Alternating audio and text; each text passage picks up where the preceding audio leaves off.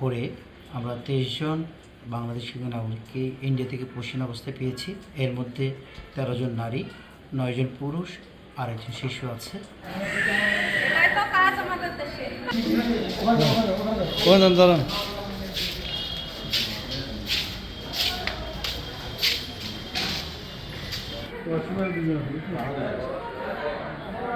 হারিভাষা সীমান্ত দিয়ে আমাদের বড়বাড়ি বিওপি ক্যাম্পের আওতায় আজ ভোরে আমরা 23 জন বাংলাদেশি নাগরিককে ইন্ডিয়া থেকে পশ্চিম অবস্থায় পেয়েছি।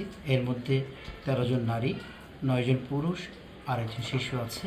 আমরা তাদের নাম ঠিকানা যাচাই সহ তাদের নাগরিকত্ব যাচাইয়ের বিষয়ে কার্যক্রম করছি এবং তাদের নিরাপদ আশ্রয় রাখার জন্য ব্যবস্থা গ্রহণ করেছি স্থানীয় প্রশাসনের মাধ্যমে।